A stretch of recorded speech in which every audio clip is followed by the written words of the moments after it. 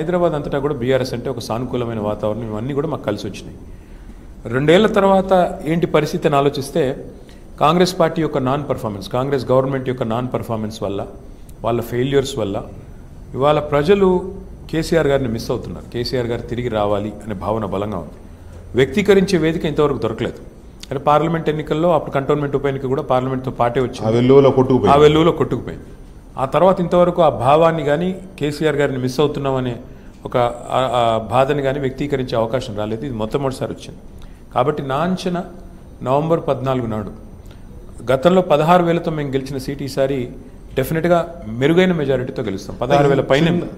చిన్న ఇది మీరు అసెంబ్లీ ఎలక్షన్స్ గురించి చెప్పారు, నార్త్ అటు కానీ ఆ జిల్లాలు కానీ హైదరాబాద్ కానీ. కానీ ఆ తర్వాత వచ్చిన జనరల్ ఎలక్షన్స్లో, పార్లమెంట్ ఎలక్షన్స్లో మీరు ఒక్కడు కూడా బ్యాగ్ చేసుకోలేకపోయారు. కరెక్ట్. ఆ తర్వాత ఎమ్మెల్సీ ఎలక్షన్లు వస్తే కనీసం పోటీ కూడా చేయలేని పరిస్థితి. కారణాలు ఏమైనా కావచ్చు. కరెక్ట్. అంటే మరి అక్కడ మైనస్ అన్నట్టే కదా. అంటే నేను చెప్పేది ఏంటంటే ఇంక్లూడింగ్ హైదరాబాద్, సికింద్రాబాద్ కానీ మన ఇది చేవేళ కానీ.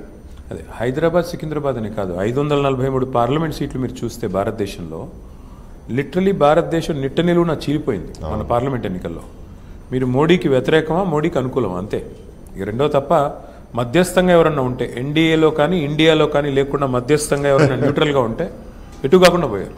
అందులో మీరు ఎందుకంటే అంటే 543లో నాన్ అలైన్డ్ పార్టీస్, అంటే ఇండియాకి కానీ ఎన్డీఏకి కానీ అలైన్ కాని వాళ్ళకి ఎన్ని సీట్లు వచ్చినాయని చూస్తే 18 మాత్రమే.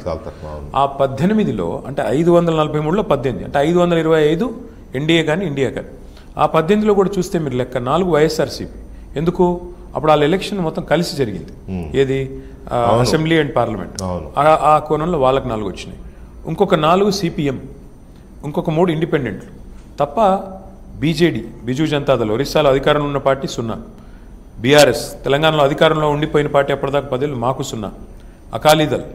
ఏవి చిన్న పార్టీలు కావు, ఏవి చిన్న పార్టీలు కావు. కానీ ఆ రోజున్న వేవ్లో, ఆ రోజున్న పరిస్థితుల్లో పార్లమెంట్లో ఒక్క సీట్ కూడా రాలేదు మాకు. కానీ ఆ 0 అని చెప్పుకోవడానికి మీకు లోపల కొంత ఏమీ లేదు, ఏముంది బాధగా అనిపించింది. అట్లా అంటే నేను ఒకటే మాట అంటాను, గత 10 ఏళ్లలో కాంగ్రెస్ ఎన్ని ఉప ఎన్నికలు గెలిచిందండి తెలంగాణలో? కాదు, కాంగ్రెస్ కాదు, ఉద్యమ పార్టీ, రాజకీయ పార్టీగా మేము 2014లో రూపాంతరం చెందిన తర్వాత రాజకీయాల్లో ఎత్తు పల్లలు తప్పవు, ఎవరికైనా తప్పవు. ఎంత మహానుభావులు ఇందిరాగాంధీ గారు ఓడిపోయారు, ఎన్టీ రామారావు గారు ఓడిపోయారు, రాహుల్ గాంధీ గారు ఓడిపోయారు, కాబట్టి వాజ్పేయి గారు ఓడిపోయారు. కాబట్టి నేనేమంటానంటే ఎత్తులు పల్లలు రాజకీయాల్లో తప్పవు. కానీ ఒక విషయాన్ని అధ్యయనం చేసి ఏం జరిగింది అని తెలుసుకుంటే, ఇప్పుడు నేను ఒక మాట అడుగుతాను, నిజంగానే మీరు అనుకున్నంత దారుణంగా మా పరిస్థితి ఉంటే ఒక ఉప ఎన్నికల్లో ముఖ్యమంత్రి గారు కాలికి బల్పం కట్టుకుని వారం రోజుల పాటు తిరిగిన ఉదంతా నాకు ఒక్కటి చూపెట్టండి భారతదేశం మొత్తంలో. ఒక ఉప ఎన్నికలో ముఖ్యమంత్రి గారు పాదయాత్ర చేస్తూ వెంకటగిరి గల్లీలో తిరిగిన ఉదంతం ఒక్కటి చూపెట్టండి నాకు. ఒక ఉప ఎన్నికల్లో కుల సంఘాలతో మీటింగ్ పెట్టిన ఉదంతం ఈ భారతదేశంలో ఒక ముఖ్యమంత్రి గారు చూపెట్టండి. కేసీఆర్ గారు 10-12 ఉప ఎన్నికలు కొట్టాడు కేసీఆర్ గారి నాయకత్వంలో. మొత్తం ఉప ఎన్నికల్లో ఆయన ఒక్కసారి వచ్చి 1 గంట సేపు మాట్లాడి వెళ్ళిపోయేవారు. 12